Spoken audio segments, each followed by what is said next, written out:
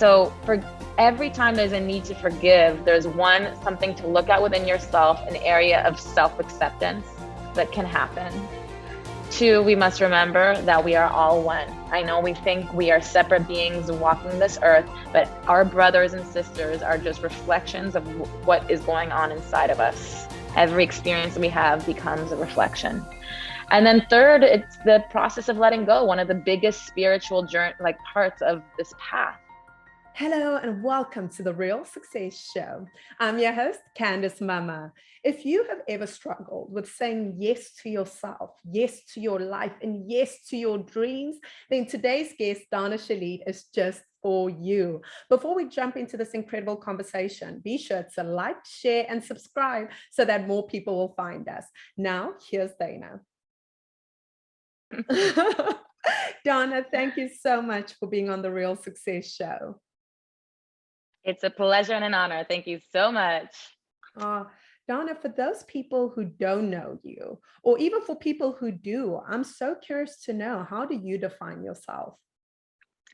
So by trade, I'm a hypnotherapist, meaning I do the therapy while in a calm, subconscious state with my clients. I'm also a spiritual coach, meaning my goal is to help others connect to their truth, to their essence, to the realness of who they are underneath all of those self-limiting beliefs that we placed upon ourselves as we got older. Oh, I love that.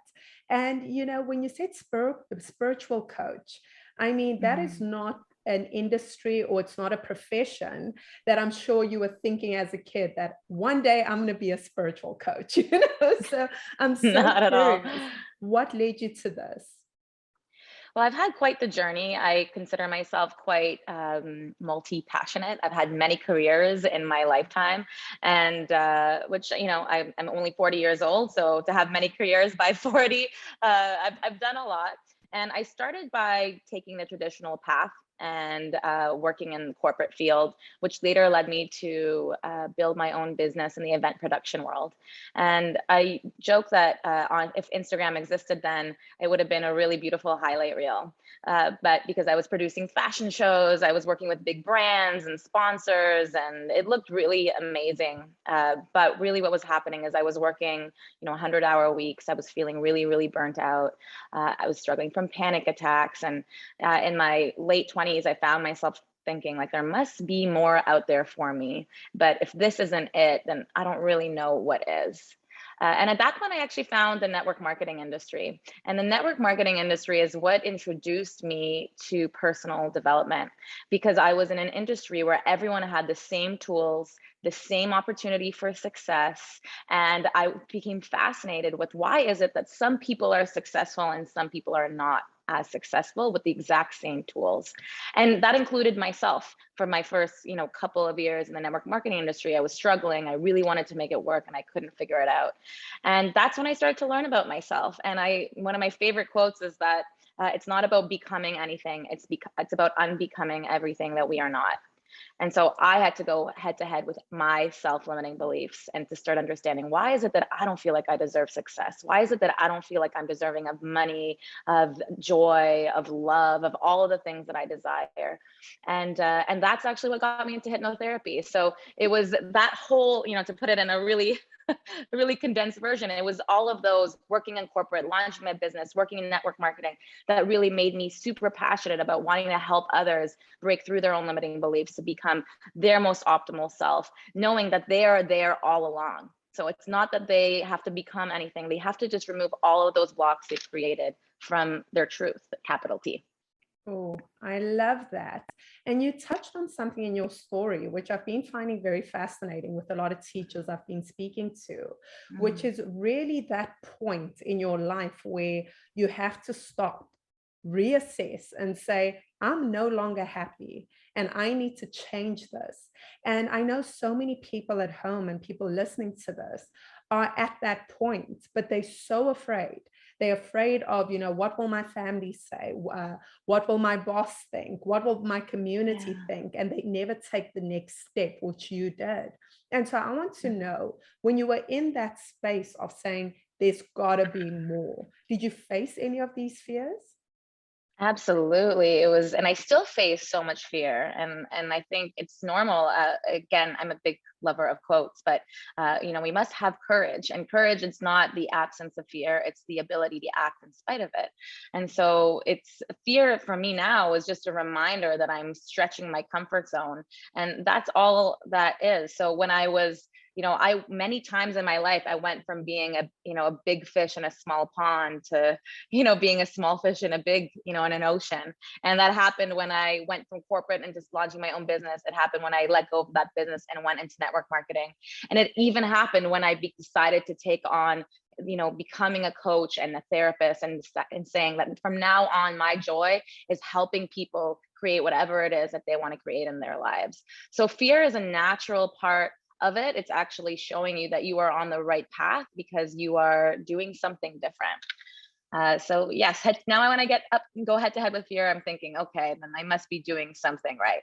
Oh, I love that definition. And for those people who find themselves being crippled by the fear and feeling Yeah. like instead of it being, I'm stretching myself, I'm about to push myself, and thinking, nope, this is a red robot, I cannot stop. How would you tell them to start looking at it or to start moving through it? Well, I think there's two ways. I think there's the logical way, which is just take one next step in towards the direction that you want to go, and decide what's the smallest thing you can do to move yourself towards that goal. But from a spiritual perspective, the truth, again, I say truth, capital T, which is the truth of our essence, is that there is nothing to fear. We are protected. We are one with love. We are extensions created by the creator, right? So there's so many ways to look at it. So my number one tip would be to just tune into who you really are. And you can do that through meditation. You can do that by connecting with children and seeing the magic. There was a time that we came into this life that we were completely fearless, right? That we thought everything was possible. You could get on the moon, you could be whatever you ever imagined. So at some point along the line, we forgot that everything is possible for us. So again, we're in that undoing. So connecting to nature, connecting to you as a baby or other babies, look at a baby picture, remember who you are. That's another way to do it.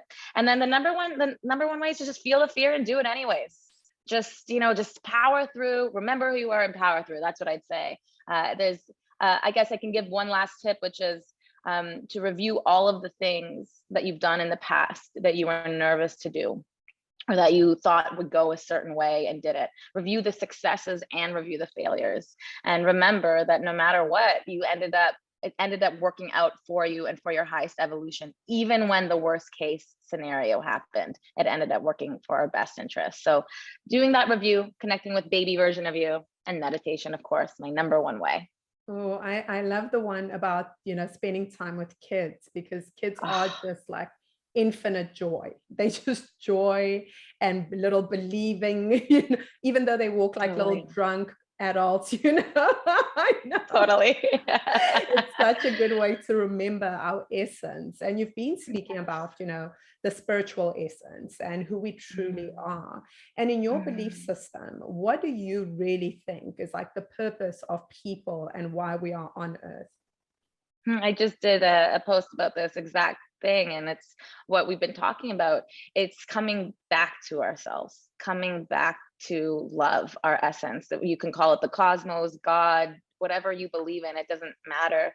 There is an energy behind everything that is evolving.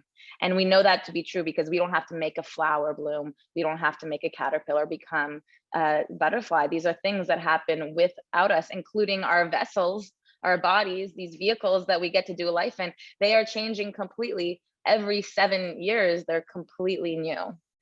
And so, yes, it's up to us really to be in that undoing and to remove all of the barriers that we have built between us and our true essence, between when we came into this world, a speck of consciousness, pure love, believing that anything is possible. And then as our ego starts to develop somewhere between the ages of 2 and 8, society, parents, pressures start to make us feel fear, start to make us feel not enough, not lovable, not worthy, like what we want is not available to us. And so my belief is that our purpose in life is to undo all of that and to come back to heaven on earth here and now, which is true love as our essence.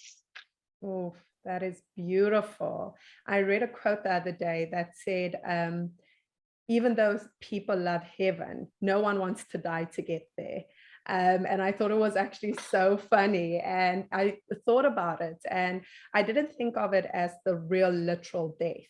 I thought about it as the ego death. I think that is one of the hardest transformations we can make. And we hold on to our identity so tightly. And for Totally. people who are in that, transformation journey, because I've been through it, I know it's not easy. And sometimes there's some dark patches in there. And they are going through the hard part. They're going through that, really intense rebirth period. How can they start thinking in a way that's going to allow them to really soldier through that period? Yeah, I think no one's that has reached any level of success has not had sort of that dark night of the soul. And I think that that happens when everything we think will make us happy, we realize is not the path to get there. And so I know for me, it wasn't when I was on my path to making the money or doing the stuff. It was when I got there, all of a sudden I realized that all the money in the world, all of the stuff in the world, all of the things on paper, that highlight reel on social media, none of that, not only is it not going to make me happy, it hasn't made me happy. And that's when I first went head to head with what is the meaning of it all. And so the first thing I'd say is that it's natural. Your ability to hold your darkness your lightness is dependent on your ability to hold your dark. So this world is about a contrast. It's about being able to hold the vast array of feelings and emotions and experiences, not only the good. That's just toxic positivity. If you're only going to feel good and I'm fine. So that is completely irrelevant. So the number one thing I would say is first know that it's normal and that there's a lot of beautiful opportunity in learning in that space. I heard Jim Carrey say once that when you're depressed, you need deep rest. And so that's the number one goal. First, rest. Calm that nervous system. Healing happens with a calm nervous system. And so you got to go through it to get to it, right? So into the darkness you go and you sit in it, you sit in it, and you sit in it. And no decision making while you're in the dark. That's the number one rule. No decision making. Not about, because I've been there. It can get pretty dark in there, right? And you think that it's never going to end, and it will end. The darkness, this too shall pass. It will absolutely pass. So first you rest. You calm that nervous system and you wait for that light, which will come. You wait for the light at the other side. And when there's specks of light, you just use those as reminders that it's available to you, that everything you want is available to you. And then again, one step at a time of learning how to follow your joy, your stream of joy, not because of what society told you is going to make you joyful, but what really makes you joyful on the inside. And so learning how to play again and learning how to just be instead of do, like engage your senses and really get present to this, I call it like the matrix that we live in with all these things that we can play with all the time, right? So first step is to rest, calm that nervous system. Then the light will come. Learn how to have fun again.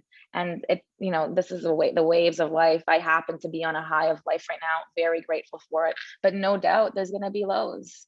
That is the flow, right? And so I think the important part of the spiritual journey is non-attachment to both the highs and non-attachment to the highs or the lows, knowing that both of them are going to pass in time. So learning how to just not resist the wave and ride it and enjoy it no matter what part of the wave you're at. Oh, you just made me think about Rumi's poem. I believe it was Rumi, The Unexpected Guest, the way he speaks about, every now and again you'll get an unexpected visitor, and it could be joy, it could be pain, it could be sorrow, it could be grief. And treat each guest with honor and respect, but don't let them overstay their welcome. Allow yourself to usher them out when they're no longer required. And you mentioned toxic positivity. And I think that is something that is so important to speak about, because I absolutely love and adore the law of attraction movement. And in many ways, it got me into this movement. It got me into this mindset. However, as with anything, if you don't read the full, T's and C's, you don't get the holistic package. And I know that That's a right. lot of people live under the belief system that if they aren't in this high vibration, always happy, always, overly optimistic zone, that their manifestations are no longer going to happen. And what do you have to say to that? So I think what we have to understand is that, we have this subconscious body, which is like, have you ever seen the picture of the glacier, where really what our mind is just that tip of the glacier, and everything else that's happening, that subconscious mind, is the 90% of us. So we must first allow ourselves to be impacted by what's already impacting us. So pretending that it's not under the surface is going to get you nowhere. You're not going to attract what you want into your life by operating from the 10% of the subconscious mind, saying you're happy and you've never been traumatized and you've never, and it's just not truth. So we have to let ourselves be impacted. Having a human experience can be traumatic in general. You don't have to have big things happen to you. You got dropped into this body, this vessel, a pure beam of light with no separation from others and things. It's just all energy. And all of a sudden you're separate from people. That's traumatic. That is it. So allowing ourselves to deal with all those moments that have stopped us, that have held us back, that have made us feel less than, that have made us feel less capable, that have made us feel like what we want is not available to us, or that we're not worthy, we're not lovable, we're not enough. And in that awareness, by bringing attention and awareness to those experiences, only then can we let it go. And it's up to us to learn how to really, Mama Gina, one of my mentors, says, to push every piece of the piano, every note on the piano, every key on the piano, from your rage to your extreme joy. And that is the experience of being a human. Not one is better than another. Oh, that is magic. And you also spoke about something which is actually quite interestingly very difficult for a lot of people, which is rest. I think we're in a society whereby we have so much that can actually distract us from ourselves. We've got cell phones, we've got social media, we've got abundant entertainment options. We've got so many friends. We've just got access to everything. I mean, humans have been commodified through dating apps, right? You can literally order a human online and be like, I'll date you this week. And I feel like it allows us this reprieve from actually having to do what you just said, which is play all the piano keys. And so for people who struggle with rest, where can they begin by detaching from all these things? So I can relate. And I think our society does, we honor the doing more than we honor the being, right? So I remember seeing a holistic practitioner when I was in my darkest, and I was saying, I don't know what's wrong with me. I can't get out of bed. I'm so unmotivated.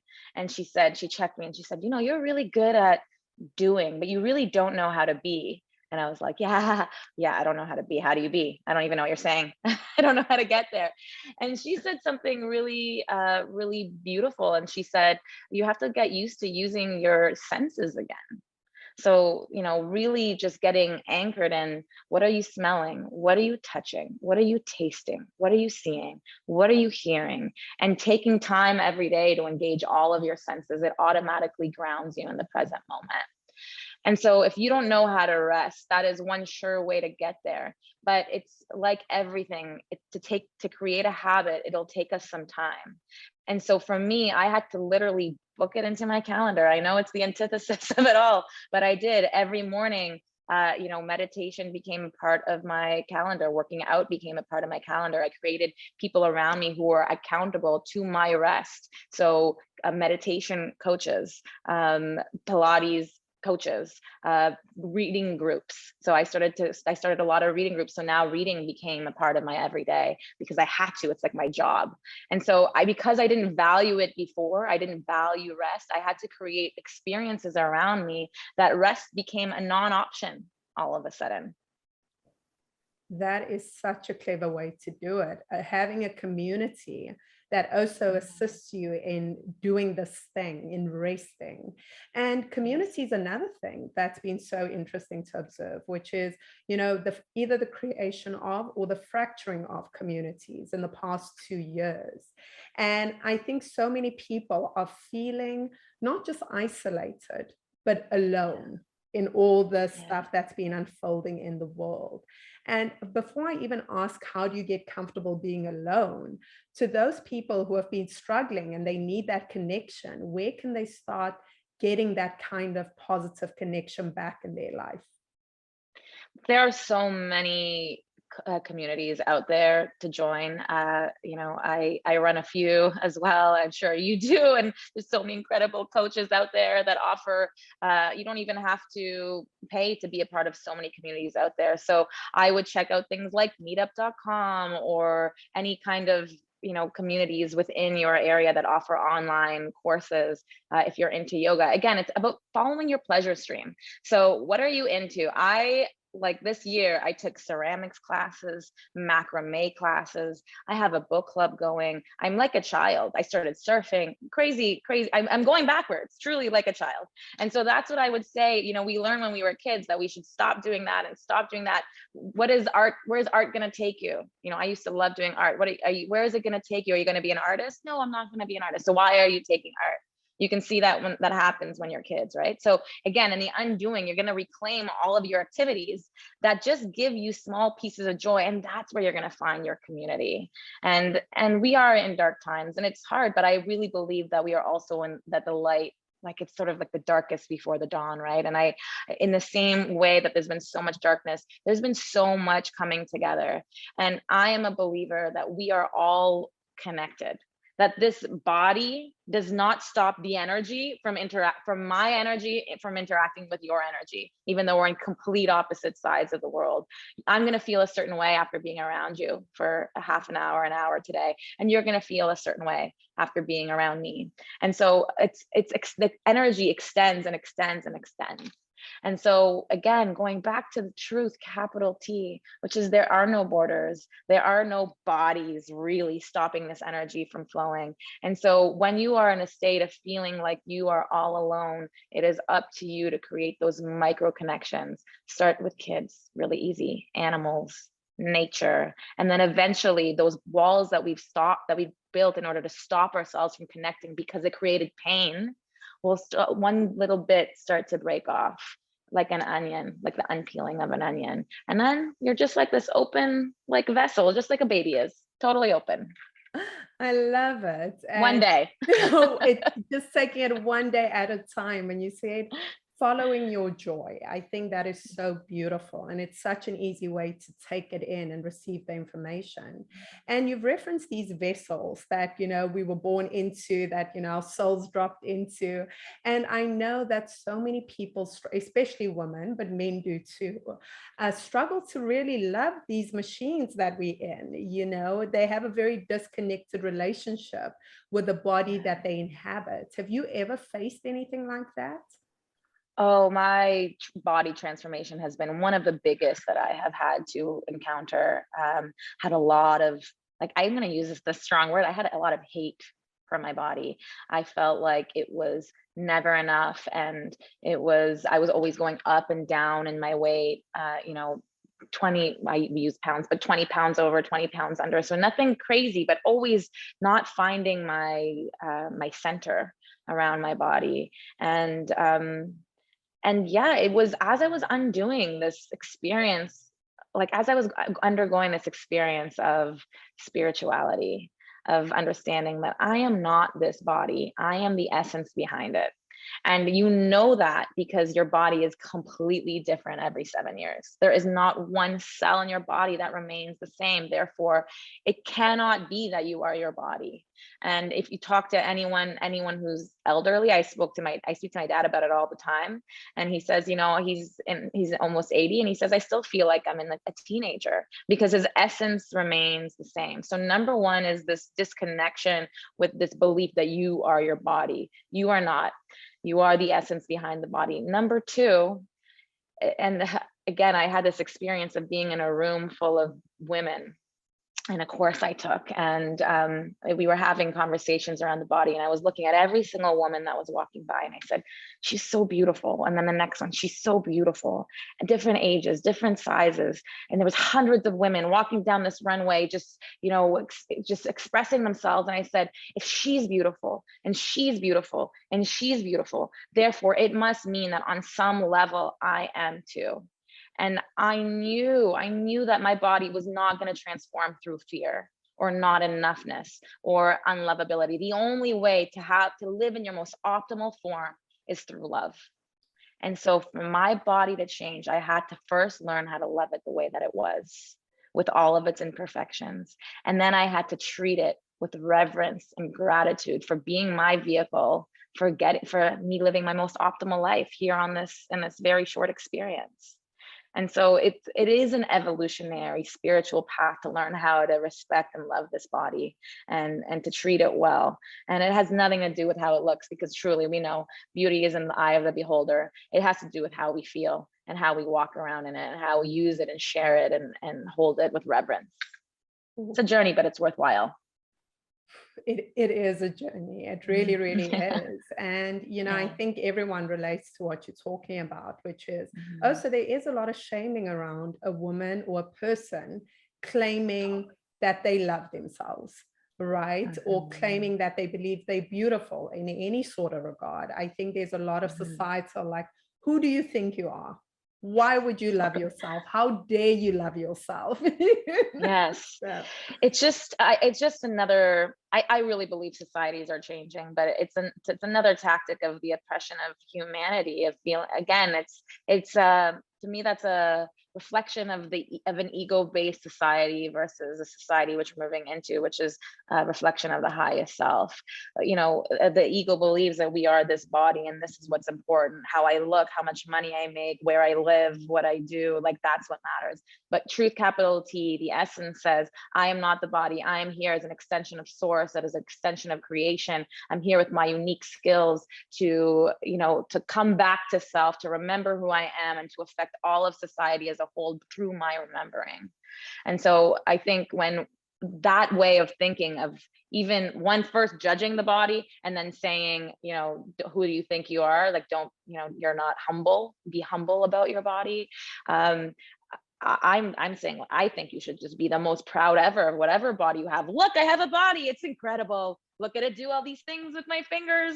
You know, every single piece should be pure magic. And kids, babies, they're total reflections of that, right? Watch them walk like little drunk babies, as we said earlier, right? Oh man, I love it. And you have this conviction that society's changing and that we are moving into a very different paradigm and, you know, different way of viewing things. What makes you believe that? I think it's an inner knowing. I feel it in the depths of my soul. I feel it through the call that my soul has to evolve right now. And I feel like you just see what everyone's going through. It's just so intense, no matter where you are and what you're going through. And that's a sign of change. It is always darker before the dawn. It's the darkest before the dawn. And even anyone who's listening who is really, really in the dark, I would say the same thing to them. This too shall pass. It is usually when you think you can't take it anymore that the specks of light start to shine towards you. And there's a lot of signs all over us of people becoming more and more conscious. Even who I am is completely different from who I was 10 years ago and how I see things. And I believe that the way to world peace is through inner peace. And so the more we cultivate that inner peace, one little belief at a time, I am worthy, I am enough, I am lovable, I am perfectly imperfect. There's nothing I need to do. There's only what I need to be, which is a reflection of the light that is within me. And the more we just go back to that truth, capital T, the more we can reflect that in others. And the world will change. It will continue to. I love hold on to that. and you should. And I actually That's right. see it. I see it in the communities around me. I see it in how much more bold people are expressing their own authentic truths. I think, you know, I've always grown up and I've had like an interest in the esoteric and in the unknown and in, you know, the hidden worlds and in spirituality. And I mean, when I was younger, that stuff was like, whoa, how dare you ask about the planets and figuring out, where we come from and spirits and spirit guides and all of that. And now there's so many YouTubers and podcasters and platforms that are people just expressing that, hey, like, I believe that there's more to this incarnation.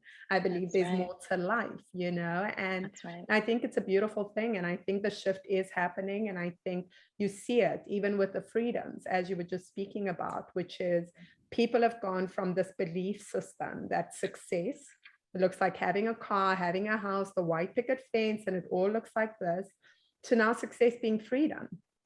People want economic freedom. People want traveling freedom. People don't want to go back to offices. People don't want to be constrained. We've had the great resignation. People are shifting a lot quicker than it would have been a few years ago, where people were so attached to security. So I am completely like stamping your intuition. Exactly. Oh man.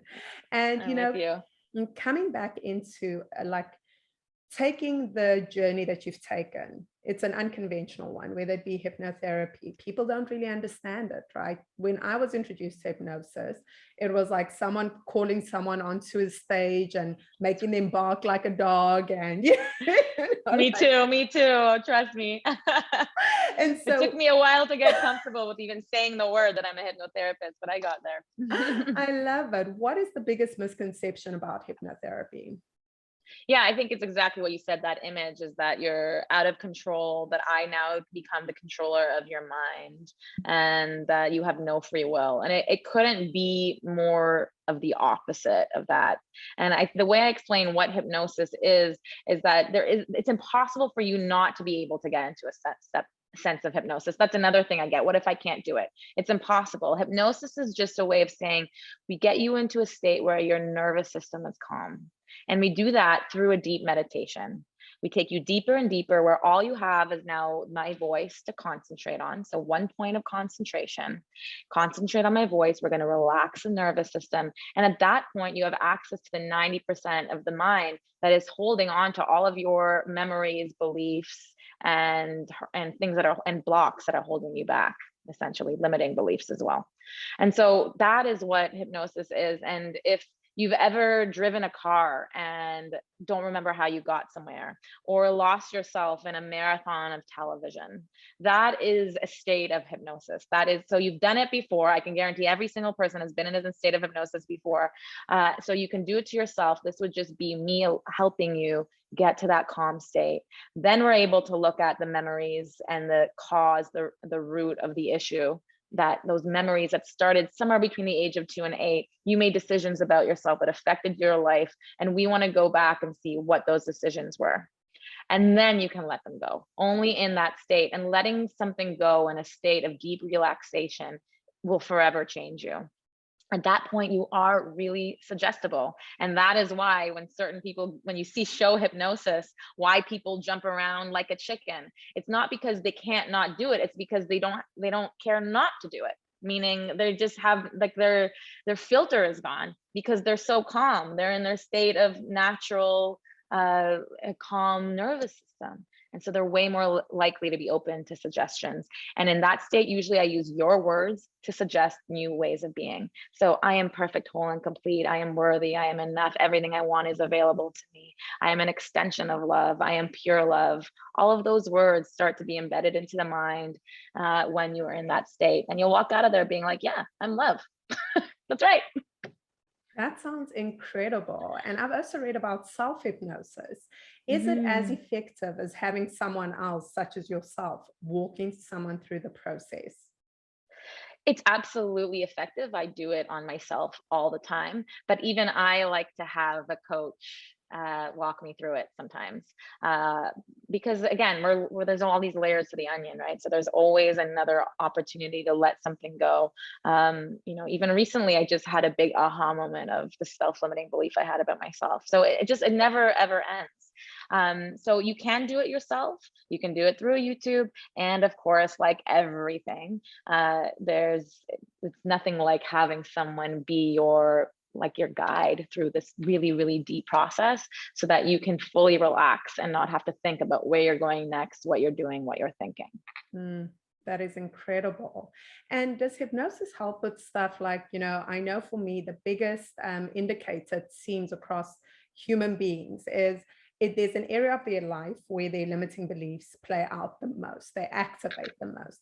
If they were raised in a very tumultuous home, it tends to play out in relationships and, all kinds of relationships, but especially romantic ones. Can hypnosis help you choose better partners? Absolutely. Absolutely.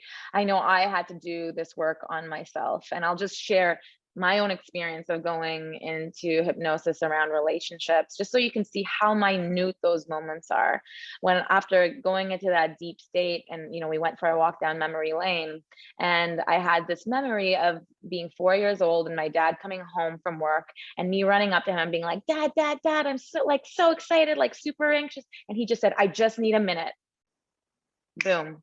Belief. I'm not lovable. I'm annoying. What I want is not available to me. It's not those big moments, right? And I don't say it to be dramatic about it. It was just such a aha for me in that moment, is that it's not the big traumatic moments. It's those little moments where you start to feel separate from the love that you are. And so when I saw that, the natural, like logical memory is like, I am not that kid anymore. I am not a 4-year-old kid needing my dad's attention. And he's just a human being coming home from work. So when people tell me I don't want to screw up my kids, I say that is your only job. You are going to screw them up. You can be the best. I have the best parents in the world. And they still needed to create just enough contrast for me so that I can become who I'm meant to become, so that I can have the hurdles to push through to really find the love that is within me. And so yes, absolutely. The number one thing for relationships, the most important part of being in romantic relationships specifically, is to know undoubtedly that you are lovable. Number one. And so the undoing of that is a beautiful process, because that is the only truth, capital T, because you're not only lovable, you are actual love incarnated. That is such a powerful story, because I think when we're thinking about, why we form certain patterns in any arena of our life, we're always trying to think back on the most traumatic, the biggest thing that could have happened. And once you let the big thing go, you automatically assume that, oh no, but now I should be able to be in this relationship or job or whatever it is. And it doesn't happen. And what is happening? Yes, Am I exactly. like a default? And I Yes. think that's what people start to believe, because I think, as you pointed out, it's not the big ones.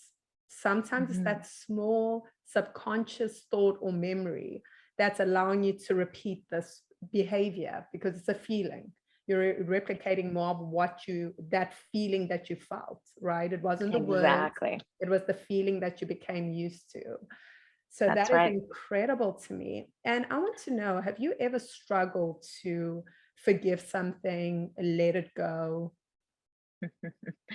Absolutely. And I'm a teacher of a text called The Course in Miracles. Forgiveness is a huge, huge part of that. I actually ran a full course about that recently, and it's something that I need to work on constantly, because the ego gets involved. So we feel like we've been wronged. We feel like someone did something to us that we shouldn't have. That's completely inexcusable. And so I think there is a journey to forgiveness, because we are ego beings. Like, we have an ego. I have one. Maybe there's a few people in this world that don't have one. And so there is a process to it. And the first is first looking at why you are impacted by what happened. Meaning, so if I said to you, you are a pink elephant, you are a pink elephant, you are a pink elephant, you would not care at all. You would not be offended by anything I said, right? You'd just be like, you're weird. I am not a pink elephant. So I don't care what you're saying. You're just a weirdo. But if I said something to you like, you are really selfish, now it becomes maybe something that triggers you differently. And now you have to look at, why was I triggered by what they said? On some level, I believe it to be true, or it wouldn't be a trigger for me. So for every time there's a need to forgive, there's something to look at within yourself, an area of self-acceptance that can happen. Two, we must remember that we are all one. I know we think we are separate beings walking this earth, but our brothers and sisters are just reflections of what is going on inside of us. Every experience we have becomes a reflection. And then third, it's the process of letting go. One of the biggest spiritual journey, like parts of this path, is non-attachment, letting go, non-reaction, surrender, right? And so one of my favorite quotes about forgiveness is that forgiveness is letting go of the idea that the past could have gone any other way. Or Course in Miracles says forgiveness is only remembering the loving thoughts and words that were given to you and the ones that you gave back, meaning just remembering only the love that there was and letting go of everything that was separate from that love. And so then it becomes a process of undoing. And the most powerful thing we can do in this world on this path is to let go and to surrender. Hands up, hands off the wheel. I love that. And I'm actually a forgiveness teacher, and it's, yeah. I love that. Okay, I can't wait to learn more. Thank you. No, and I think everything you said is so true and it's so powerful. What I want to ask you though is, you were emphasizing the idea of like, we all one. And I love that concept. However, I'm also an advocate for people walking away from things. And I think sometimes when people hold the belief, and I've seen this, that we are all one, this is just a reflection and it's fine, I'm going to forgive them. But then they struggle to let the thing go. Like if that's a person, especially if they don't display change behavior. And I want to know your viewpoint on that. Well, it actually works a lot with the fact that we're all one, we're all energy, right? So energy there's the yin and the yang of energy, and there's a relationship between energy. So in a relationship, you'll see that there's always a push and a pull. Someone's giving and someone's receiving. And so you see those dynamics within relationships. And so often when I struggle to use this word, but I will. We're going to talk a bit about narcissism. And when I say the word narcissism, I just mean someone who is really hooked into their ego. Okay. When I refer to that word, someone who's really, really hooked into the ego, everything that they do is about how the ego is going to react.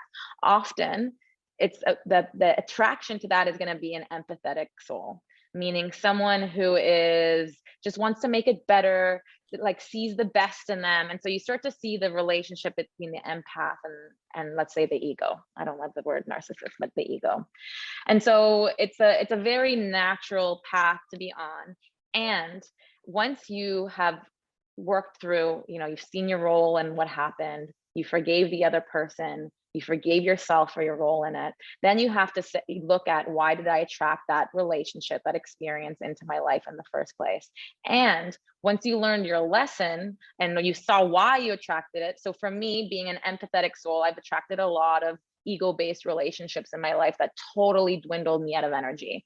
Like I walked out of there just being like a shell of myself, and I saw the best in them. I wanted the best for them. And the best thing I could do for myself as an act of self-worth and enoughness and self-love was to actually turn up my ego and walk away. And when I say turn up my ego, that's the number one way to deal with energy vampires, with someone who feels entitled to your energy, to take, is to say, thank you, I love you, I see you. And shield of energy, ego back up, turn up the ego and walk away. And it's hard, but if you're not walking away, then you need to look at, why do I not feel worthy of having peace, joy, love, harmony in my life? And you can either have peace and harmony in your life, or you can have the drama. It's really up to you, but you can't have both.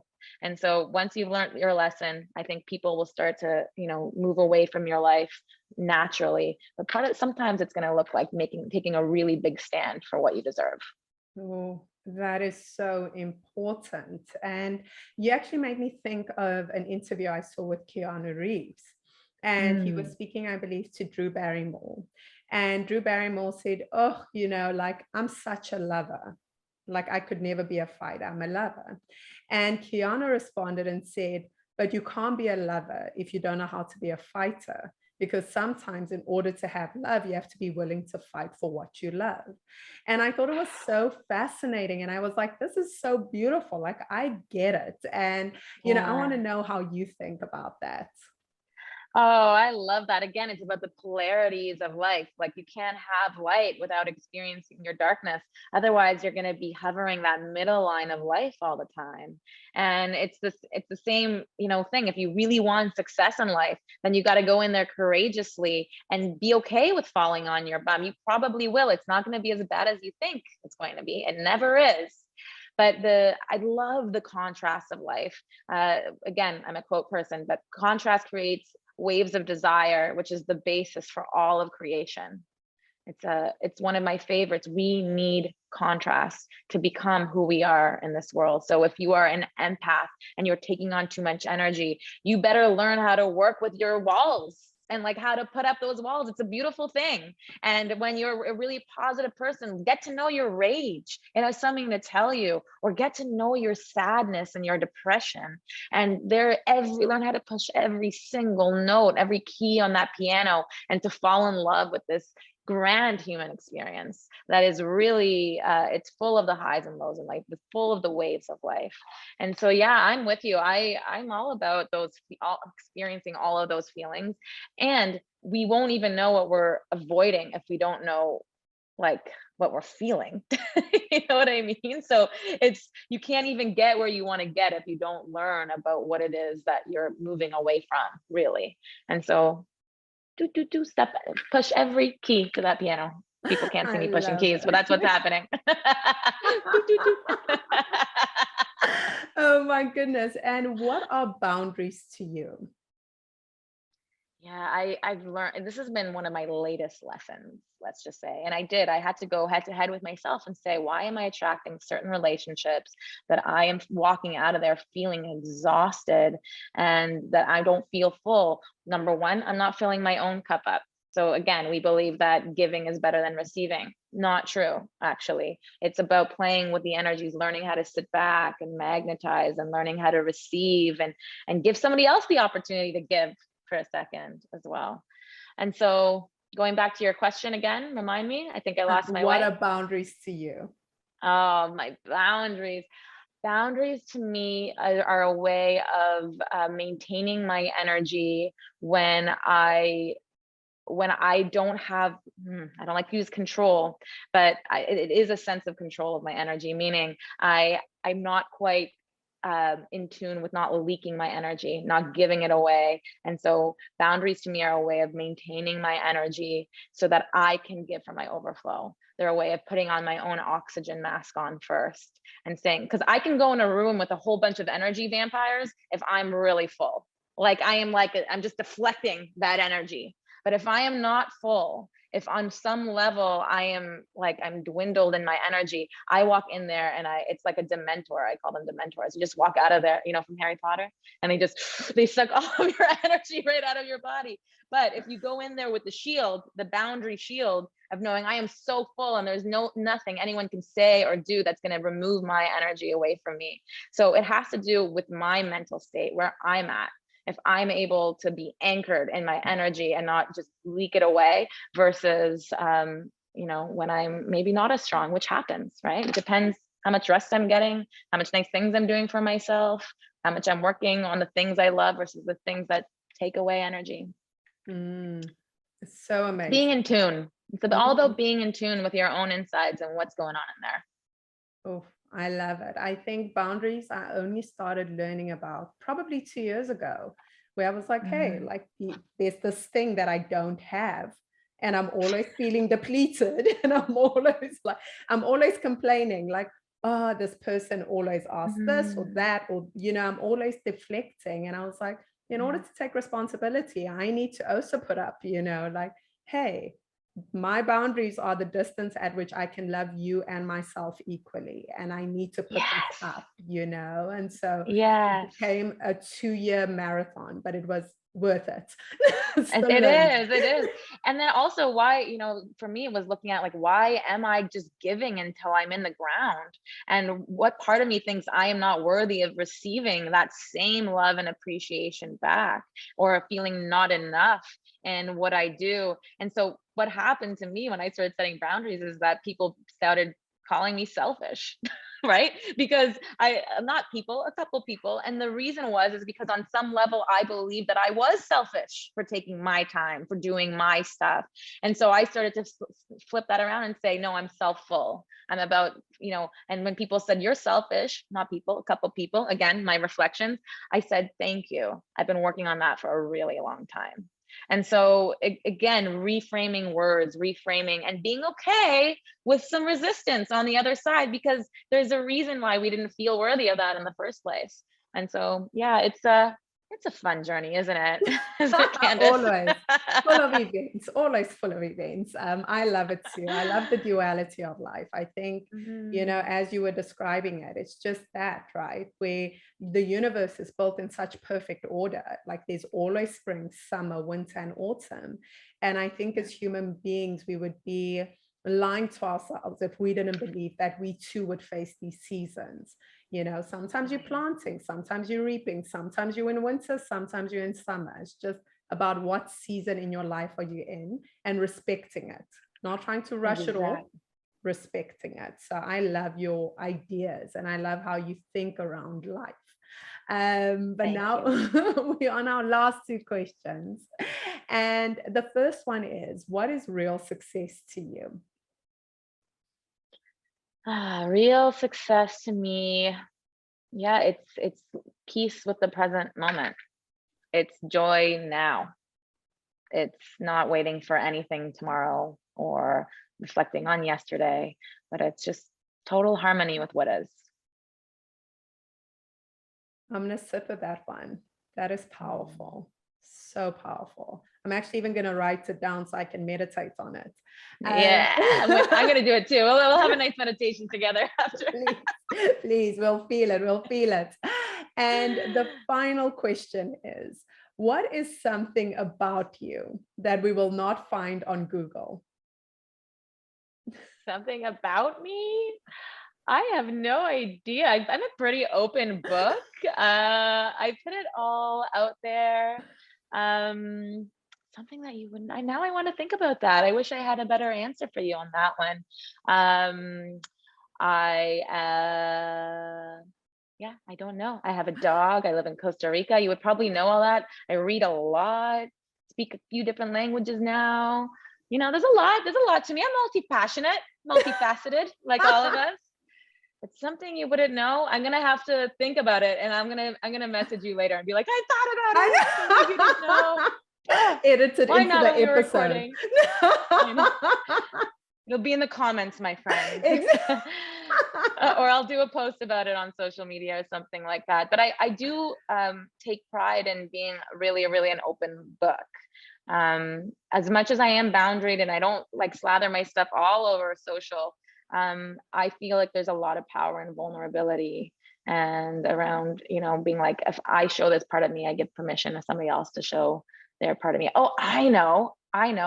I used to, still do sometimes, have a pretty big temper. And that is something that it took me a long time to come to terms with, and that you would never really see on social or anywhere on Google, is that I really had, like, I have fire in me that I've really had to learn how to accept, so that it doesn't come out in bursts anymore. I used to just like burst out because I just like shove it under the surface, and because I was something I thought was really undesirable and was a really bad part of me. But now I know that my that power, that fire, is also the same fire that helps me moves mountains sometimes. So I love it, and I love how you express that. Dana, thank you so much for being on the show. It's been such an honor. I ditto. It's lovely getting to know you, and I hope our paths cross in person someday. And thank you for having me. True pleasure. Thank you. You know what I'm going to say? I absolutely loved that conversation. And if you loved it as much as I did, be sure to comment so that we know what kind of guest you really like and what stands out to you. As always, it has been my greatest privilege to serve you this week, and I look forward to doing it again next week.